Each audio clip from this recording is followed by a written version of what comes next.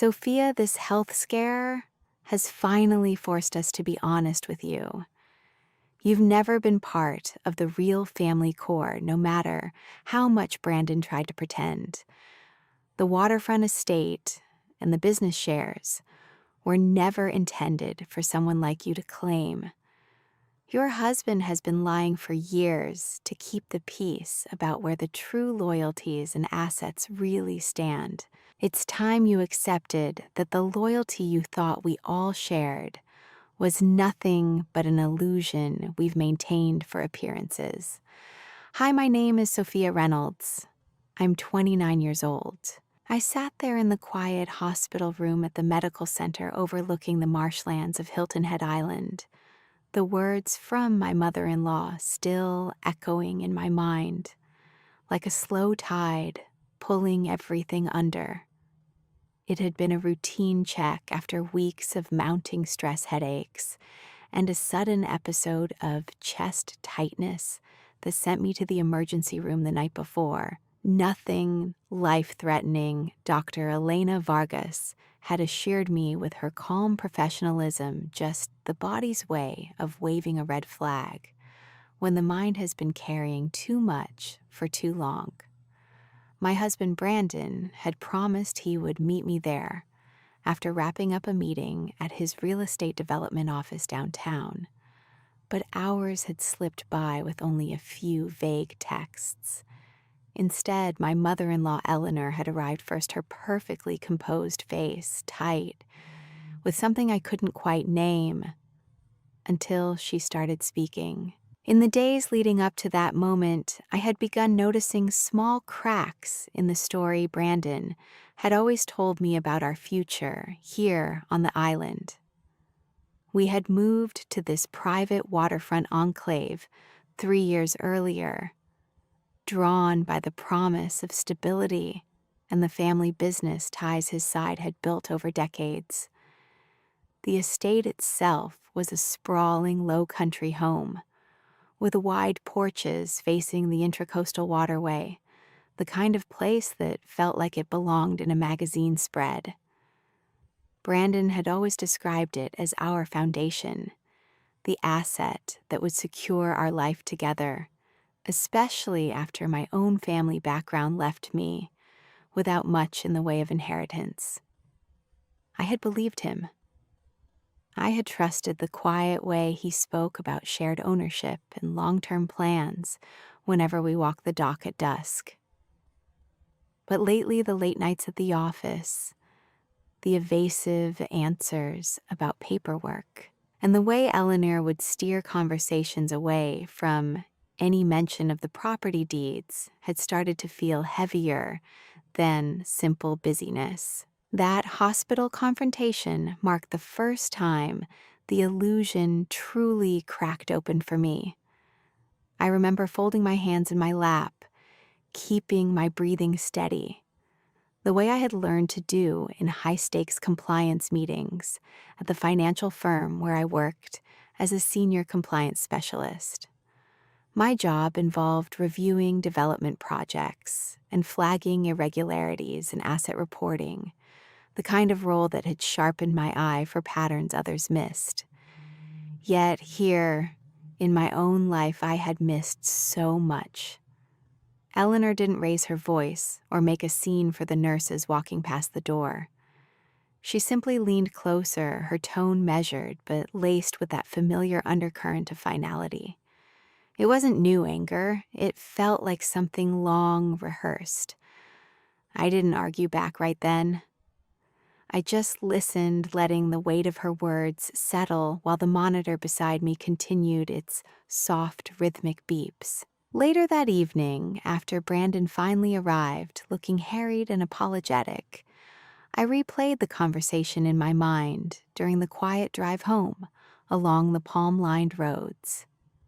He had brushed it off as his mother being stressed about my health, claiming she sometimes said things she didn't mean when family matters felt uncertain. But his explanation felt thin, like the mist rising off the waterway at dawn. I didn't press him that night. Instead, I lay awake beside him, staring at the ceiling fan turning slowly overhead, reflecting on how our marriage had always seemed solid on the surface. We had met through mutual friends in the local real estate circle, bonded over shared ambitions, and built what I thought was a partnership rooted in honesty. The Waterfront estate had been presented as the ultimate symbol of that partially in my name, or so he had assured me during the closing paperwork years ago. Now, Eleanor's words made me wonder if any of it had ever been real. The next morning brought the first real escalation. I was back at our home, the one nestled in the private enclave, where live oaks draped with Spanish moss framed the view of the water. Brandon had left early for another meeting, kissing my forehead, and promising we would talk more that evening. I sat on the porch with a cup of coffee, the salt air carrying the faint cry of seabirds, and decided it was time to look into things myself. My work training made me methodical. I started with the public records available online, cross-referencing the property filings I could access without raising alarms. What I found didn't add up. The deeds listed the estate under a trust structure that seemed to favor Eleanor's side of the family more heavily than Brandon had ever admitted. There were clauses about core family beneficiaries that excluded any non-blood contributions in ways that felt pointed. I reached out to my best friend, Natalie Brooks, that afternoon. Natalie had been my anchor since we met at a local networking event for women in finance and compliance 2 years earlier. She listened quietly over the phone as I described the hospital exchange and the discrepancies I had spotted. "Sophia, this doesn't sound right," she said, her voice steady and thoughtful. "You deserve clarity, not more half-truths. Let me put you in touch with someone discreet who can help verify the full picture." She didn't push or dramatize. She simply offered the kind of practical support that had always defined our friendship. I thanked her and hung up, feeling a quiet resolve settle in. The health scare had been a wake-up call, but Eleanor's confrontation had turned it into something sharper, a moment where the loyalties I had taken for granted began to reveal themselves as fragile. By the end of that week, the tension had only grown. Brandon came home one evening with takeout from our favorite waterfront spot, trying to steer the conversation toward lighter topics, like weekend plans for the boat. I brought up the property records, gently framing it as a simple question about our shared future. His response was calm on the surface, but I caught the flicker of defensiveness in how he quickly shifted to defending his mother's perspective. "Mom just worries about protecting what Dad built before he passed," he said, using the same phrasing he always did when family legacy came up. It was the first time I truly felt the distance between the man I had married and the version of him that emerged around Eleanor. That conversation ended without resolution, leaving me staring out at the dark water from the porch long after he had gone to bed.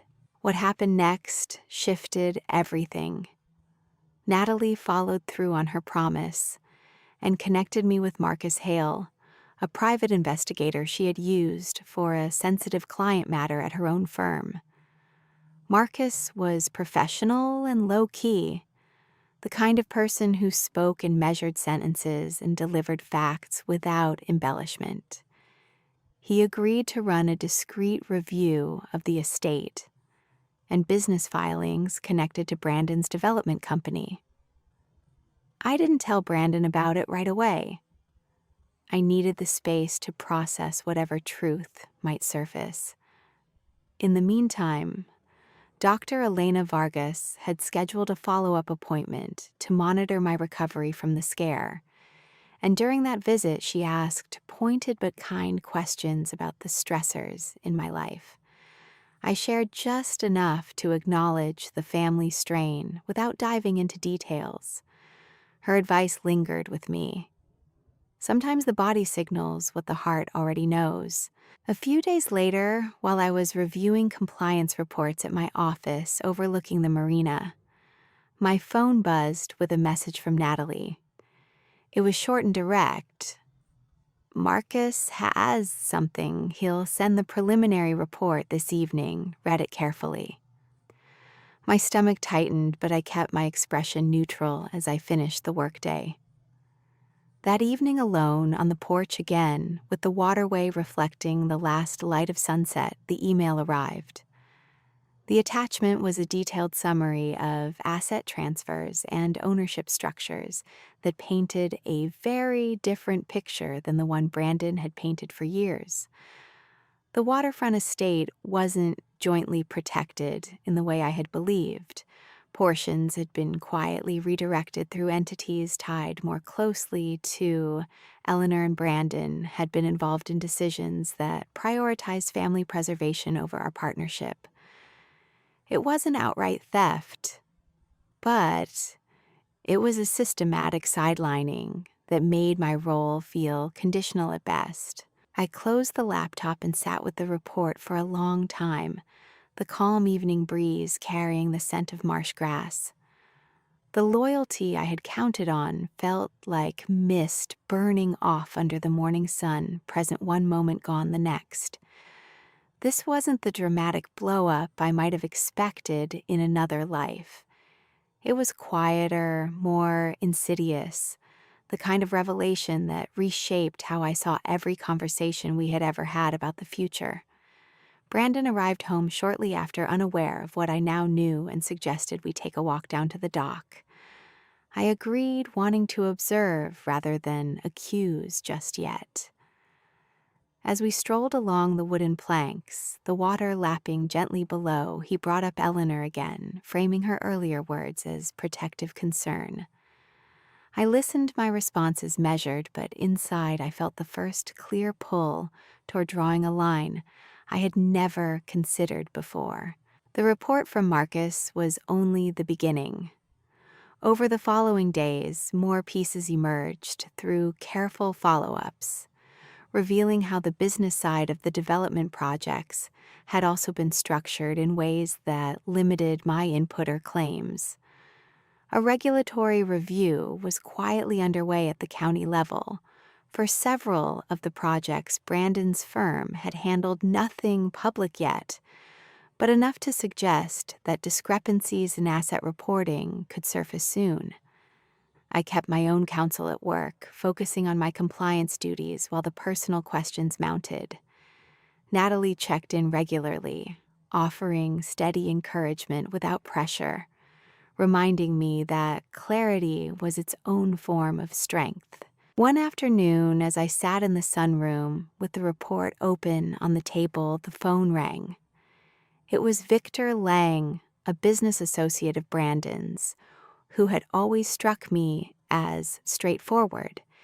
He had caught wind of the review through professional channels and wanted to speak off the record. "There are layers here that might not have been fully disclosed to you," he said carefully. His words added another layer of confirmation, deepening the sense that the foundation I had built my life upon was less solid than I had believed. I thanked him and ended the call, the unresolved questions now pressing harder against the quiet resolve growing inside me. That phone call with Victor Lang hung in the air long after I set the phone down, the quiet of the sunroom pressing in around me as I stared at the glowing screen of my laptop. The waterfront estate I had come to think of as our shared home suddenly felt like a carefully constructed illusion, one that my husband Brandon and his mother Eleanor had maintained with quiet precision.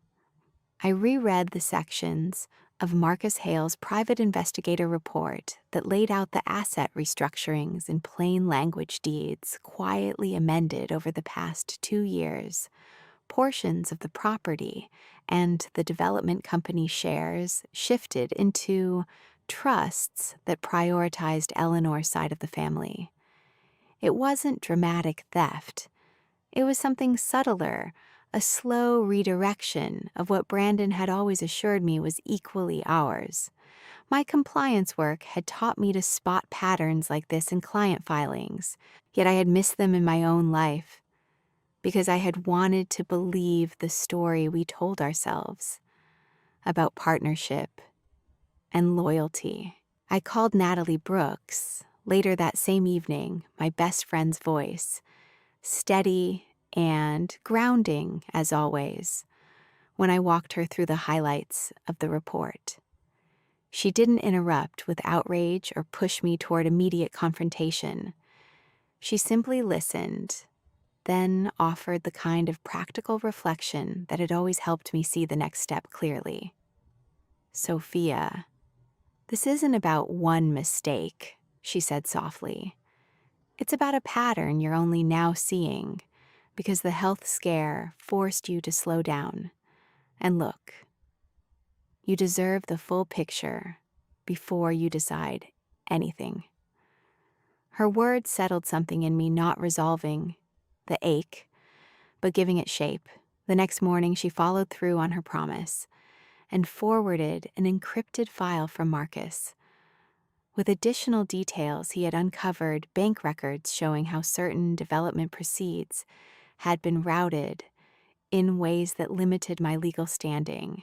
It was the kind of trusted ally support that felt like a quiet anchor in the middle of shifting sands. The proof arriving not as a thunderclap, but as a steady accumulation of facts that made denial harder to sustain. Brandon came home that evening carrying groceries from the local market, the same easy smile on his face he always wore when he wanted to keep things light.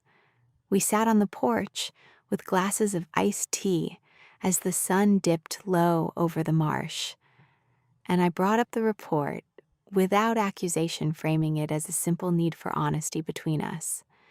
His response was calm, almost rehearsed the way he leaned back in his chair and explained that Eleanor had insisted on the adjustments to protect what Dad built before he passed. He admitted he hadn't told me the full extent because he didn't want to worry me, especially after my recent health episode.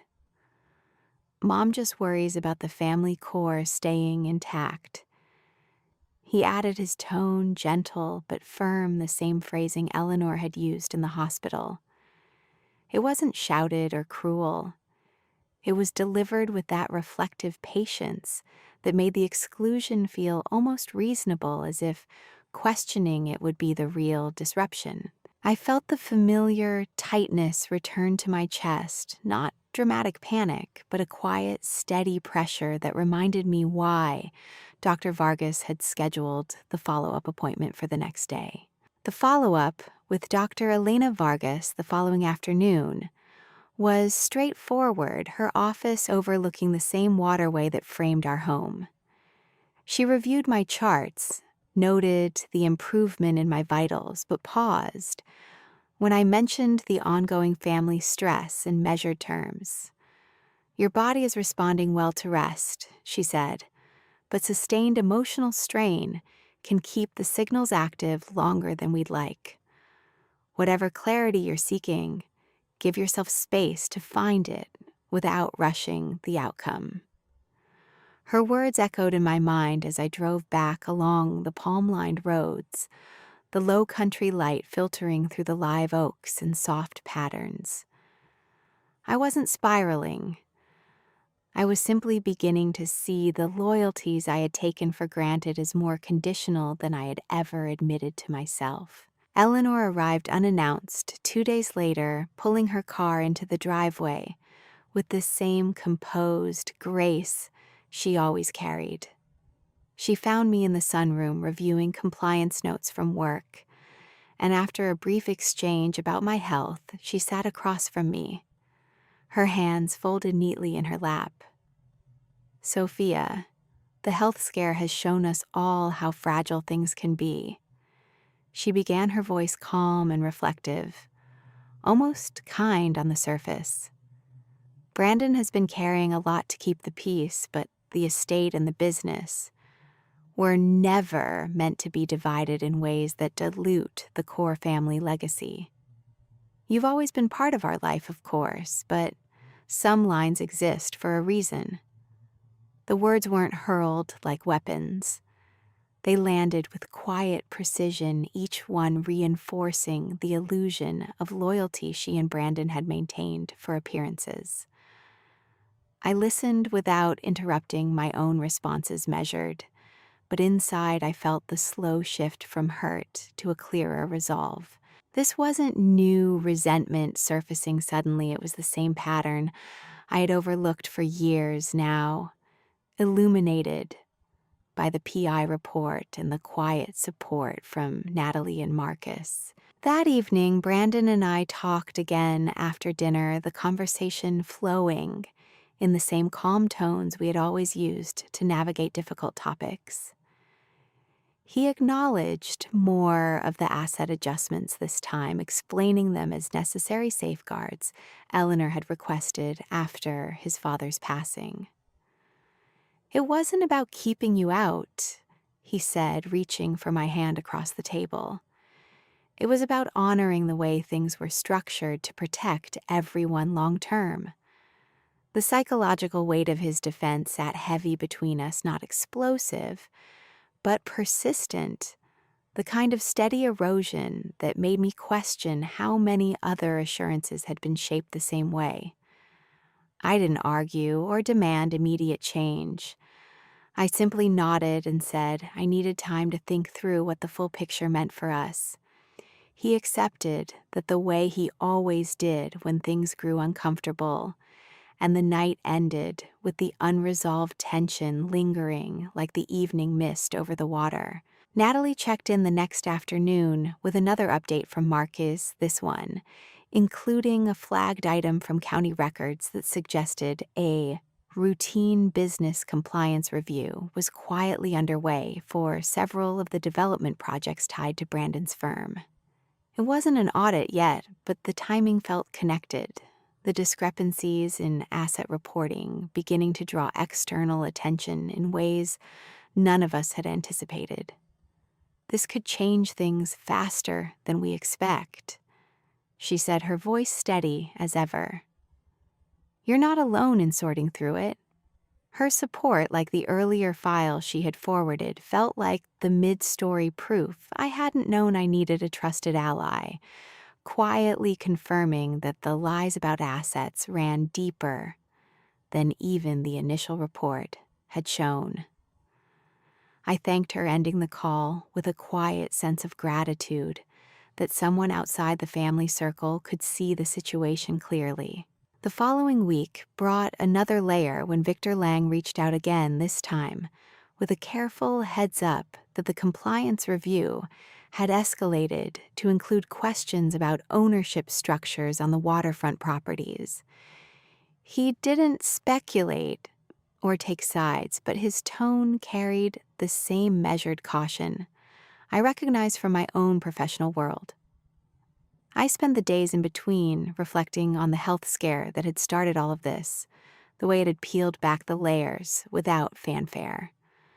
Brandon continued his routine at the office. Eleanor sent occasional messages checking on my recovery, and the waterfront estate remained outwardly peaceful, the porches and docks unchanged.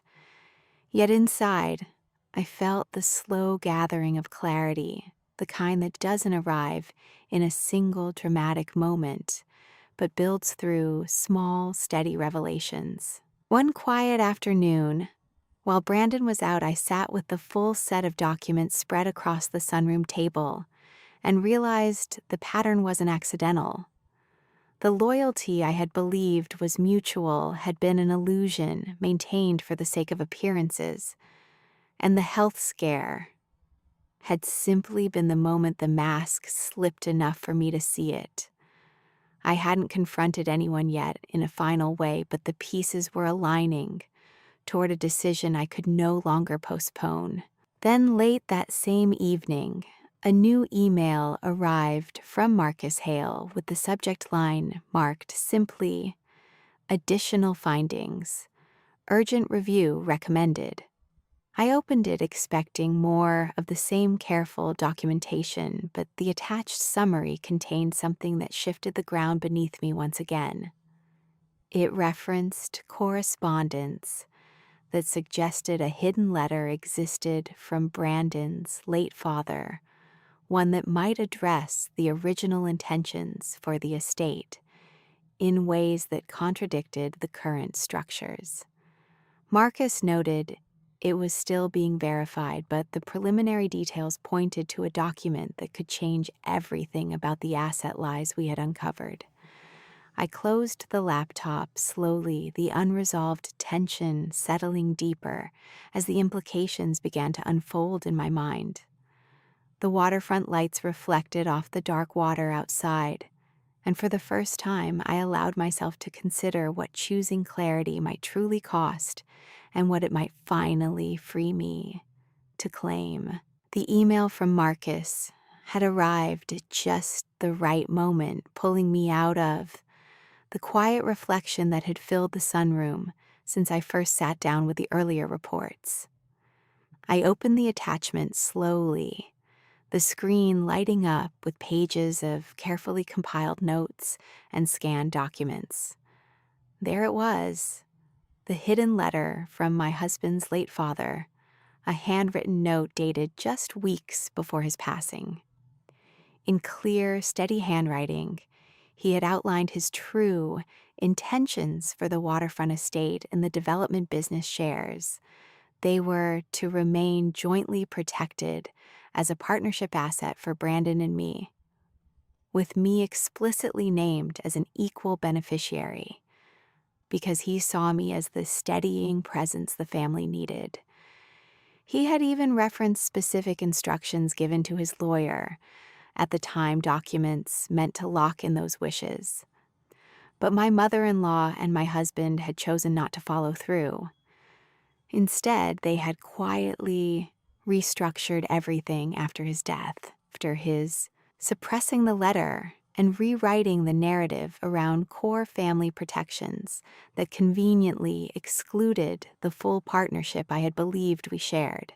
Marcus noted the letter had surfaced during a routine safe deposit review he had requested on my behalf, the kind of discreet step that now felt like the missing piece I hadn't known existed. Reading those words brought a calm, reflective wave over me, rather than any sharp outburst.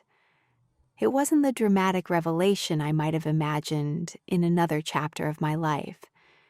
It was simply confirmation of what the health scare and the private investigator reports had already begun to show me.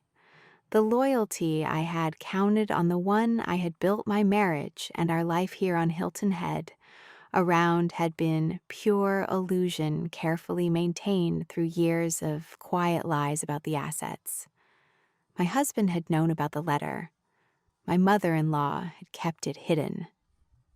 They had chosen appearances and control over honesty, and the health scare had been the unexpected catalyst that forced the truth into the light. I sat with the document for a long while, letting the implications settle without rushing to any conclusion. The following morning brought the next layer when a certified letter arrived from the county compliance office. The routine review that Victor Lang had mentioned had escalated into a formal business audit of the development company's asset reporting. Discrepancies in ownership structures and deed amendments had triggered deeper scrutiny, exactly the kind of exposure that my compliance work had taught me could unravel carefully constructed illusions in a single filing cycle. I read the notice at the kitchen table while my husband was still upstairs, the words outlining potential reviews of the Waterfront estate filings as well. It wasn't immediate chaos, but the audit's timing felt like karma striking, suddenly the external pressure mirroring the internal clarity I had been gathering. I set the letter aside and waited for the right moment to bring it into the conversation, knowing the hidden letter and the audit together changed the ground beneath us in ways none of us could ignore. My best friend Natalie checked in that afternoon with her usual steady presence, confirming that Marcus had forwarded everything to a lawyer colleague of hers named Claire Thompson for a quick preliminary review. Claire, a sharp but understated attorney who specialized in estate and business matters, had already flagged the letter as potentially binding and suggested we meet soon to discuss next steps. Natalie didn't push me toward any particular path. She simply reminded me that I had the facts now and the space to decide what peace looked like for me. Her support, like the trusted ally proof she had sent through Marcos earlier, grounded me in the reflection I needed. That evening, my mother-in-law stopped by, unannounced, something she often did when she sensed shifts in the family dynamic. My husband was home by then, and the three of us ended up on the porch overlooking the waterway as the light faded. The conversation began calmly, the way it always did with them, but I could feel the undercurrent of the illusion they had both worked to preserve. My mother-in-law spoke first, her voice even and reflective as she referenced my health scare and the need to keep the family core stable. "We've always tried to protect what matters most," she said, folding her hands in her lap. "The estate and the business were built to stay within the lines that have always defined us.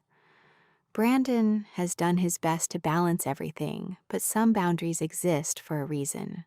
My husband nodded beside her, adding in the same measured tone that the adjustments had been made with the best intentions to honor his father's legacy in the way it had been understood at the time. They didn't raise their voices or make accusations.